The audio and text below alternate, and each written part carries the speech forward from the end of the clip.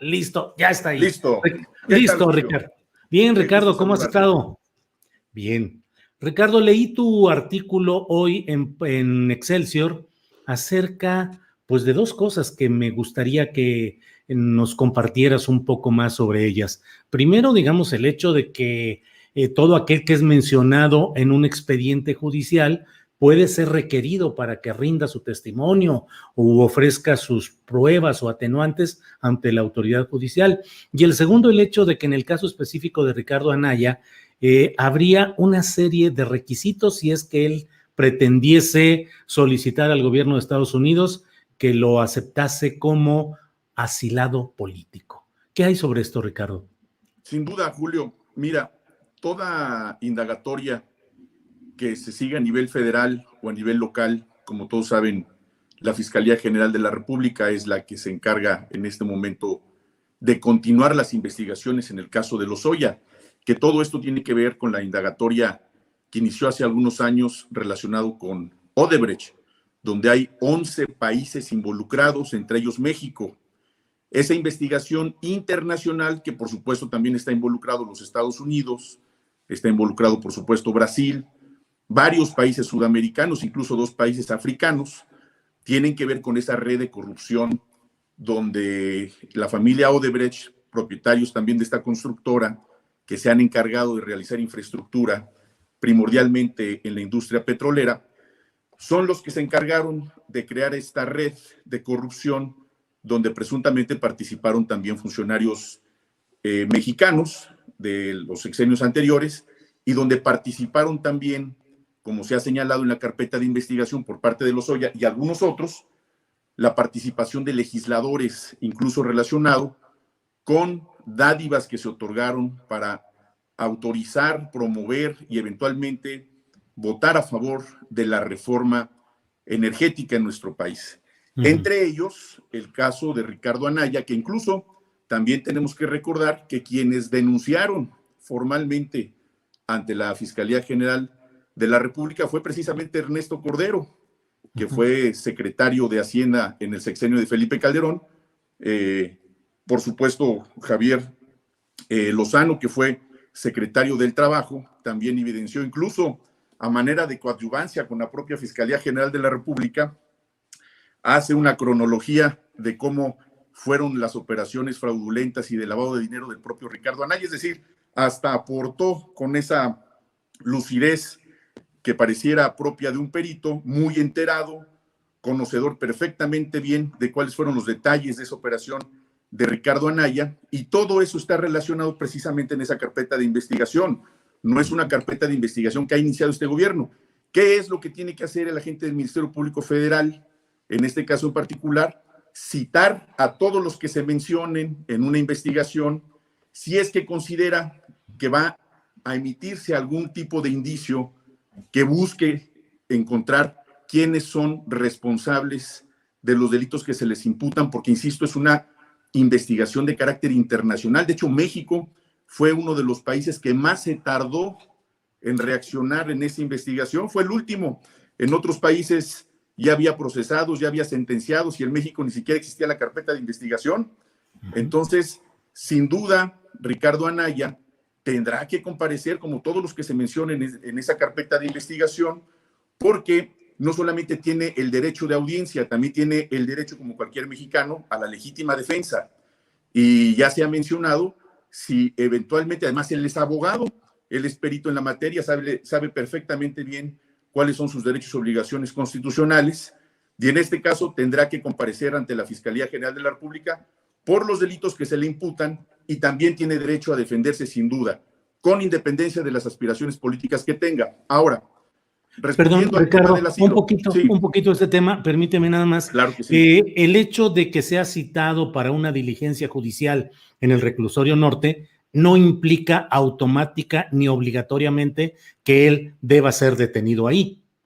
No necesariamente. A él le están citando, no es una orden de aprehensión, es una cita porque en el reclusorio norte y en algunos reclusorios, en los 3 reclusorios que tiene la Ciudad de México, también hay locales del Poder Judicial Federal donde se inician estas investigaciones. Ya hay un proceso y le están llamando precisamente para que comparezca relacionado con una carpeta de investigación o incluso parte de la propia causa penal donde está involucrado Lozoya y otros más dentro de esa investigación judicial, ya no ministerial por parte de la Fiscalía. Se le llama a comparecer para que a su favor trate de descartarse cualquier tipo de acusación o, si no tuviera ello, pues obviamente enfrentar el proceso que sin duda podría hacerse por parte del propio juez en materia penal del orden federal, que es precisamente la indagatoria que tienen en contra de Lozoya y que tiene origen lo de Odebrecht, que es un juicio internacional.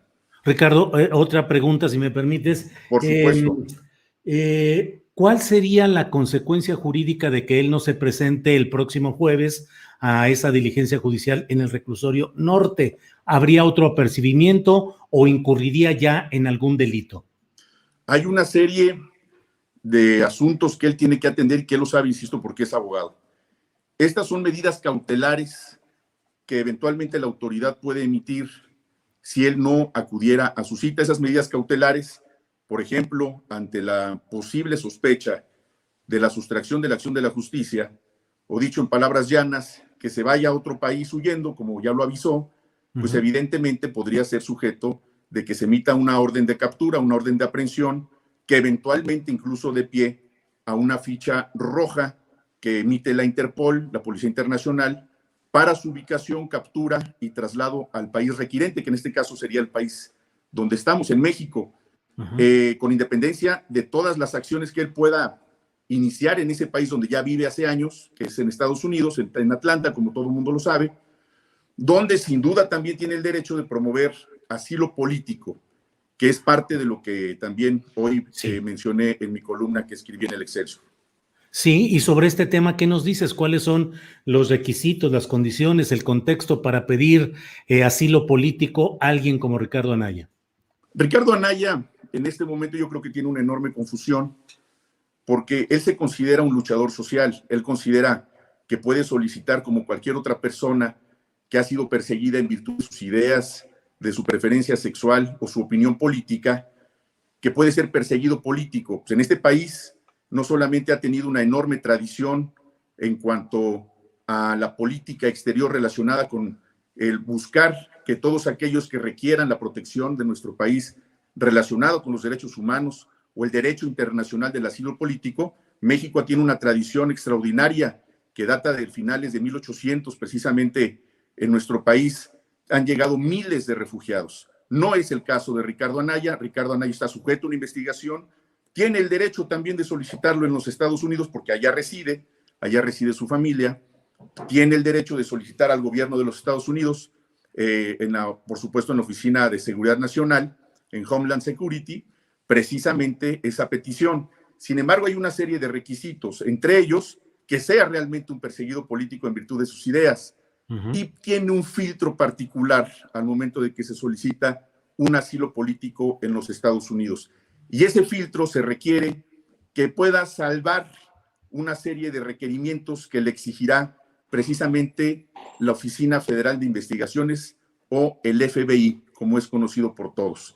El FBI le solicitará información biométrica, huellas dactilares y si existe alguna investigación relacionada con su conducta precisamente en el país que aparentemente, como él menciona, lo persigue políticamente, que es totalmente distinta una persecución política a una indagatoria de carácter internacional donde hay una red de corrupción plenamente identificada, donde hay señalamientos en su contra y que tiene el derecho, insisto, de defenderse, pero imaginemos ahora un supuesto de que a Ricardo Anaya, aún solicitando ese asilo político, aún no teniendo las condiciones para obtenerlo, obtuviera el asilo político en los Estados Unidos.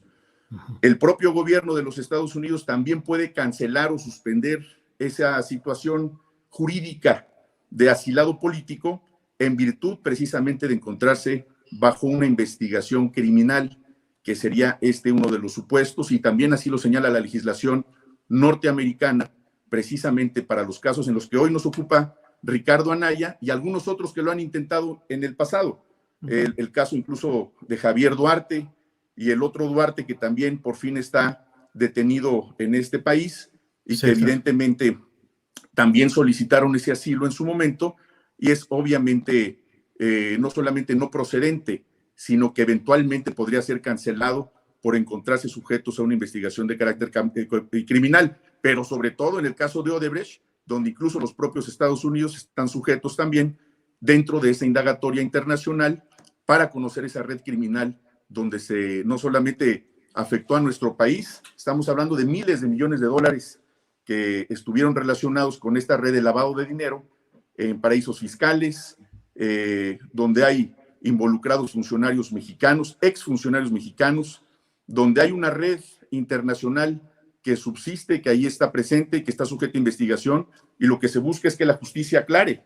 No es una persecución de venganza ni ideológica, es simplemente el ejercicio del Estado de Derecho y en este caso una investigación criminal a nivel internacional, donde México tiene tratados internacionales, convenios internacionales de cooperación internacional, precisamente para indagar conjuntamente este tipo de ilícitos que se persiguen en todo el mundo. Ricardo Peralta, gracias por esta oportunidad de contar con la visión y la información sobre este tema. Cierro solamente preguntándote cuál es la condición jurídica por la cual Ricardo Anaya tiene un domicilio en Atlanta junto con su familia. ¿Tiene una residencia permanente o cuál será su situación jurídica migratoria? Tengo entendido que tiene la residencia y no la ciudadanía. Ajá. Aún teniendo la residencia o la ciudadanía, hay convenios internacionales que tenemos suscritos con los Estados Unidos. Las leyes de los Estados Unidos, por supuesto que lo protegen en cualquiera de las dos condiciones, si fuera residente o ciudadano estadounidense. Sin embargo, al haber cometido delitos aquí en México e incluso donde se pudo haber involucrado también alguna violación a la legislación estadounidense, está absolutamente sujeto, en caso de que así fuera, por supuesto, estaría sujeto también a una posible extradición. Yo creo que él es abogado, él conoce perfectamente bien los alcances de la ley, ha vivido en los Estados Unidos, si no, no podría tener ni la residencia ni la ciudadanía, y uno de los compromisos que se tienen que tener con ese país para tener cualquiera de las dos calidades migratorias es conocer sus leyes, y estaría sujeto también a que fuera incluso deportado, fuera eventualmente trasladado a nuestro país, precisamente por haber mentido, quizá para haber alcanzado un estado migratorio como el que creemos pueda tener en los Estados Unidos. Ricardo, te robo un minutito más nada más para preguntarte. Él dice que le quieren quitar sus derechos políticos y para ello no sería candidato presidencial en 2024 debido a esto. ¿Pierde sus derechos políticos por el hecho de ser procesado o hasta que fuera sentenciado? No pierde los derechos políticos, solamente que estuviera sentenciado y que además la sentencia fuera condenatoria y que no tuviera ningún otro alcance jurídico en nuestro país para poder repeler esa sanción que le fuera impuesta. Es decir, tendría que ser una sentencia irrevocable. Y en este caso falta mucho tiempo para que eso suceda. Estamos en un proceso donde quizá precisamente por esas conductas de querer evadir a la justicia, podría tener una orden de aprehensión. Lo que tendría que hacer, y él, insisto, siendo abogado, siendo perito en la materia, es comparecer, saber cuál es la acusación que se le imputa, por supuesto, irse asesorado por peritos en la materia, en esta materia penal particularmente, y a partir de ahí, no solamente no pierde sus derechos políticos. México, lo hemos visto, y sobre todo en este sexenio, no es un país que en este momento se le pueda considerar como un país de gobierno autoritario. Al contrario, se ha permitido que la gente se exprese, que él tenga muy presentes sus derechos, se tiene que defender, se debe de defender y no pierde sus derechos políticos. Incluso si a partir de esta investigación resultare que es inocente, pues no solamente podría continuar con sus aspiraciones a cualquier cargo de elección popular, el que sea él y cualquier persona en este país. Ricardo, te agradezco mucho esta oportunidad de esclarecer muchos puntos referentes a lo que sucede con Ricardo Anaya. Muchas gracias, el aprecio por tu participación y espero que sigamos en contacto. Encantado, Julio. Un saludo a todos y un gusto siempre estar contigo. Que estés muy bien. Gracias.